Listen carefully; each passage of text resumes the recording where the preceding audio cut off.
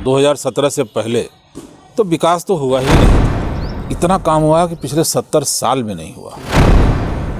महिलाओं की बात है, मैंने महिला डिग्री कॉलेज बनाया। सड़क की तो जाल, जब देश बचा रहेगा तब तो मेरे बचे रहने का मतलब है। जब देश नहीं रहेगा तो हम अकेले रह के क्या करेंगे। हम आपसे जानना चाहेंगे, जनता अब आपको क्यों चुनी? 800 मुसलमान बीजेपी ज्वाइन किए हैं। सपा के लोग हैं, सपा के विधायक हैं।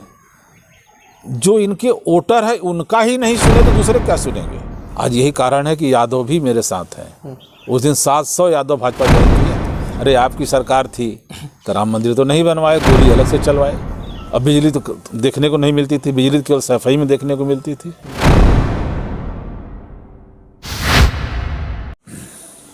अभिनंदन स्वीकार कीजिए मेरा, मैं हूँ राज सनी। आप देखना शुरू कर चुके हैं राजतंत्र टीवी और हमारे साथ आज मौजूद हैं केराकत के विधायक दिनेश चौधरी जी। सर, सबसे पहले आपका स्वागत है। 2022 का विधानसभा जो है वो कुछ दिन बचा हुआ है। आप विधायक थे, विधानसभा में किस प्लान के तहत आपने विकास किया, कितना विकास हो सका और क्या अभी बचा हुआ है? सबसे पहले तो मैं आपको और आपकी पूरी टीम को धन्यवाद देना चाहता हूँ कि आज आपने समय निकाला। जब से हम भारतीय जनता पार्टी से विधायक बने हैं और यहाँ की लोकप्रिय जनता ने मुझे विधायक बनाया है, तब से लगातार अपने क्षेत्र में बना हूँ और क्षेत्र को देखा जाए 2017 से पहले तो विकास तो हुआ ही नहीं था। केवल अपना टाइम बिताए हैं। जो भी यहाँ जनप्रतिनिधि रहे हैं केवल 5 साल अपना समय बिताए हैं। इसके पहले सपा के थे, उसके पहले बसपा के थे, केवल समय बिताए हैं और जनता के बीच में गए ही नहीं।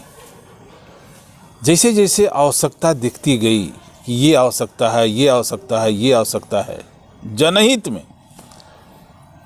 मैंने लेटर बनाया और अपने यशस्वी मुख्यमंत्री महोदय, जो हमारे प्रदेश के विकास पुरुष कहे जाते हैं, माननीय योगी आदित्यनाथ जी के सामने प्रस्तुत करते गया और सब काम धीरे धीरे होता गया। और इतना काम हुआ है मात्र 5 साल में। 5 साल में 2 साल कोरोना भी चला गया। इतना काम हुआ कि पिछले 70 साल में नहीं हुआ।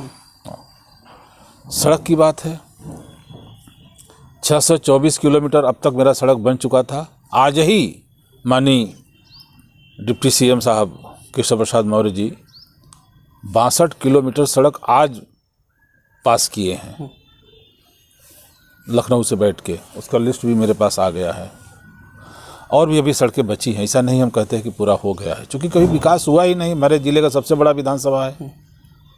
इतना बड़ा विधानसभा इधर कहीं है भी नहीं। नदी के इस पार, नदी के इस पार बहुत बड़ा विधानसभा है। फायर स्टेशन मैंने बनवाया, जो कि मुख्यालय से 60 किलोमीटर हमारे विधानसभा है। पहले आग लग जाती थी, फायर की गाड़ी जाते जाते स्वाहा हो जाता था। जनता की मांग थी, फायर स्टेशन मैंने बनवाया। हमारी सरकार, केंद्र सरकार, प्रदेश सरकार लगातार किसानों की आय दुगनी करने के लिए रात दिन योजना चला रही है। अमहित में 20 एकड़ में हम कृषि विज्ञान केंद्र बनवाए, बहुत जल्द उसका उद्घाटन होने वाला है। महिलाओं की बात है, मैंने महिला डिग्री कॉलेज बनाया।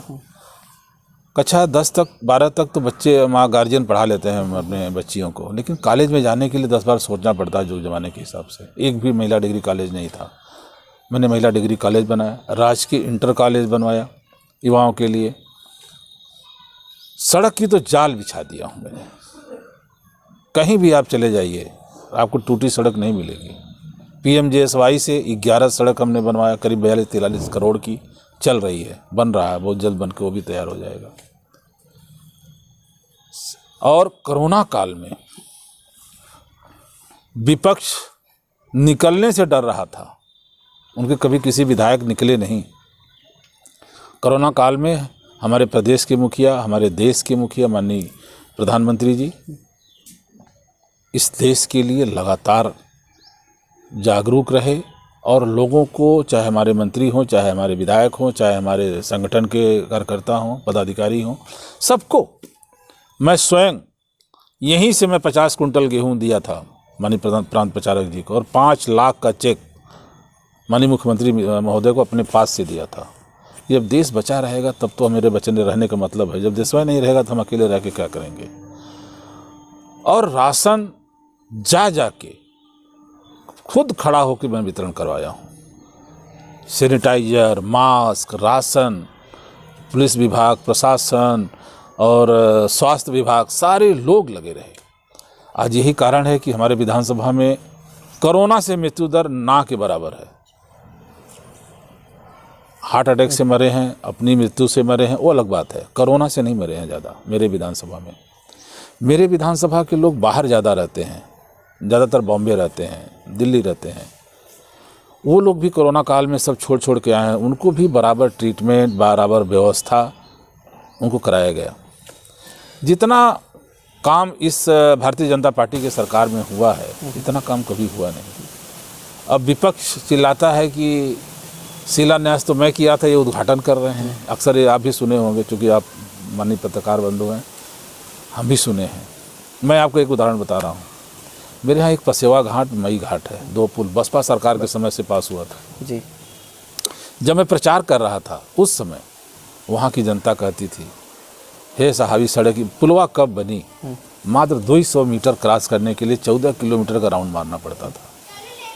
लेकिन वहाँ के उस समय के विधायक से कोई मतलब नहीं था, कभी गए ही नहीं। सरकार भी उनकी, विधायक भी उनका, लेकिन कभी गए ही नहीं। मैं वादा किया था कि मेरी सरकार बनेगी, अगर आप लोग मुझे विधायक बनाओगे तो मैं अपनी सरकार से कह के इसको बनवाऊंगा। मेरी सरकार बनी, मैं विधायक बना, मैं माननीय मुख्यमंत्री जी के सामने प्रपोजल रखा। उन्होंने 32 करोड़ रुपया दोनों पुल का पास कर दिए। एक पुल मेरा बन गया है, दूसरा पुल भी बनने के कगार पे है। आपकी विधानसभा में युवाओं की जो संख्या है वो काफ़ी ज़्यादा है। शिक्षा और रोजगार के लिए आपने कौन से कदम उठाए जिससे कि युवा जो हैं उनको सीधा लाभ हो इससे? हाँ, ये सच है कि हमारे विधानसभा में युवाओं की संख्या ज़्यादा है। खेल के प्रति आपने भी हमारी सरकार खिलाड़ियों के लिए खेल के प्रति हर गांव में खेल मैदान बनाया जा रहा है। जहाँ जहाँ सरकारी ज़मीन मिल रही है, खेल मैदान बनाया जा रहा है। अपने युवाओं के लिए हम करीब 4 एकड़ ज़मीन ITI के लिए रिजर्व कर दिया हूँ। ITI के नाम से कागज़ पे चढ़वा भी दिया हूँ, लेकिन कोरोना के नाते थोड़ा सा डिले हुआ और अगली बार सरकार हमारी बनी तो ITI कॉलेज भी हमारा बन जाएगा। क्योंकि युवाओं की संख्या ज़्यादा, ITI करने के बाद कहीं भी उनको नौकरी लग सकती है, बेरोजगारी से दूर हो जाएंगे। मैं तो बड़ी फैक्ट्री के चक्कर में हूँ, चूँकि हमारी सरकार लगी हुई है, बाहर से लोग बहुत इन्वेस्ट करने के लिए आ रहे हैं। तो मेरे यहाँ भी ज़मीन है, मैं भी प्रस्ताव बनाया हूँ कि कोई आ जाए, एक आध फैक्ट्री लग जाए तो हमारे जो बेरोजगार युवा हैं इसमें रोजगार पाएंगे, तो उनके लिए भी बहुत अच्छा हो जाएगा, उनके परिवार के लिए भी अच्छा हो जाएगा। लगे हुए हैं। हम आपसे जानना चाहेंगे, जनता अब आपको क्यों चुने? जनता के बीच में मैं रहा। आप रहे हैं, सरकार में रहे हैं, तो लग रहा है कि आप जब जनता से मिल रहे हैं, लोगों से मिल रहे हैं, तो आप संतुष्ट हैं? बहुत संतुष्ट है, बहुत संतुष्ट। जनता हमारी बहुत संतुष्ट है। अभी आप देखे होंगे, कुछ दिन पहले मैं पब्लिक इंटर कॉलेज में एक कार्यक्रम किया था। हमारे यहाँ 40,000 मुसलमान हैं। हमारे यहाँ के मुसलमान ने मुझे भाजपा ज्वाइन करना है, मुझे माननीय योगी मोदी के पार्टी में रहना है। 800 मुसलमान बीजेपी ज्वाइन किए हैं। 800 महिलाएं बुर्का पहन के बीजेपी का पट्टा पहनी है। विरोधी क्या हवा उड़ा रहे थे, अरे आदमी लोगों को बुर्का पहनाए हैं, कोई हिंदू बुर्का पहनेगा?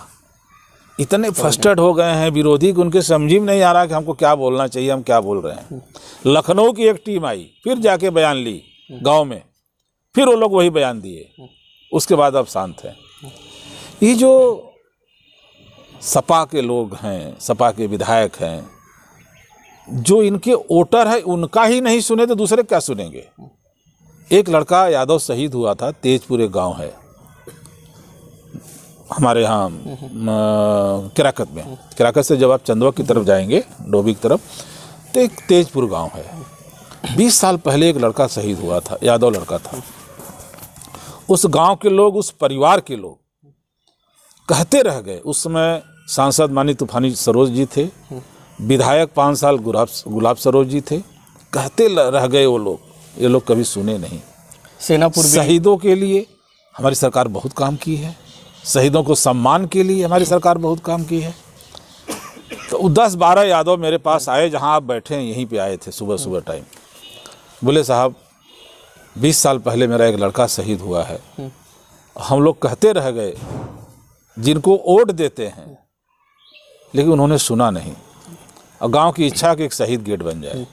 मैंने कहा यार लड़का देश के लिए शहीद हुआ है, इसमें क्यों है राजनीति? बोला मैं बोला नहीं, मैं बनाऊंगा, गेट बना दिया। अब कभी उधर जाइएगा तो देखिएगा।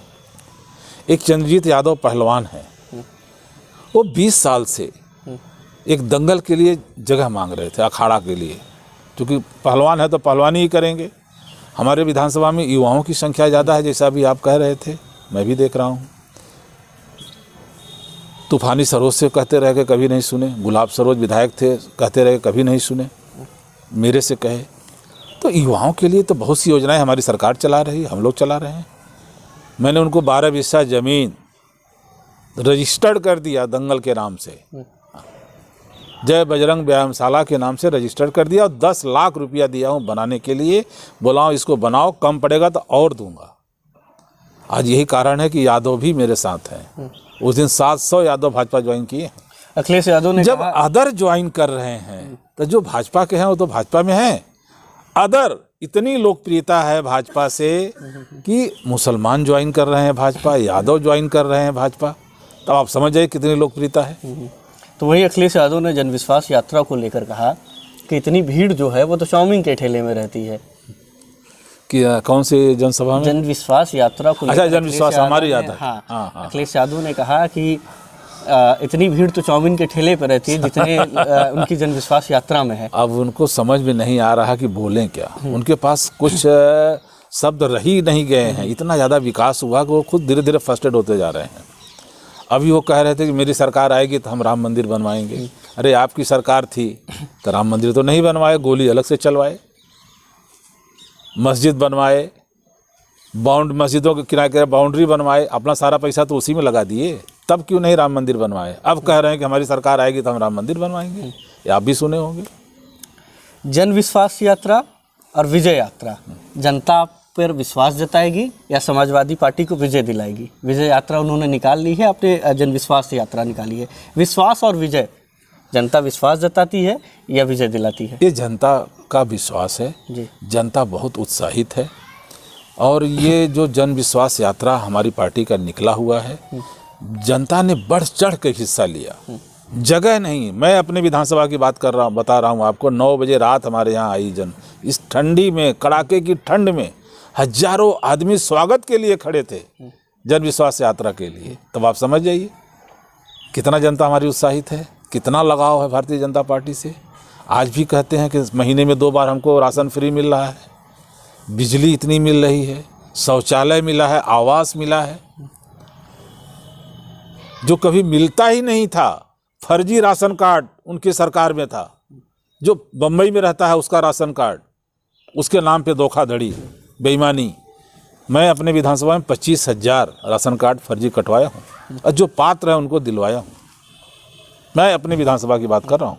उनकी सरकार में एक ट्रांसफार्मर जल जाता था, 150-200 चंदा लगता था 2 महीना, 3 महीने बाद ट्रांसफार्मर लगता था। अब बिजली तो देखने को नहीं मिलती थी, बिजली केवल सफाई में देखने को मिलती थी। यहाँ जनता को कहाँ बिजली मिलती थी देखने को। आज इफरात बिजली है।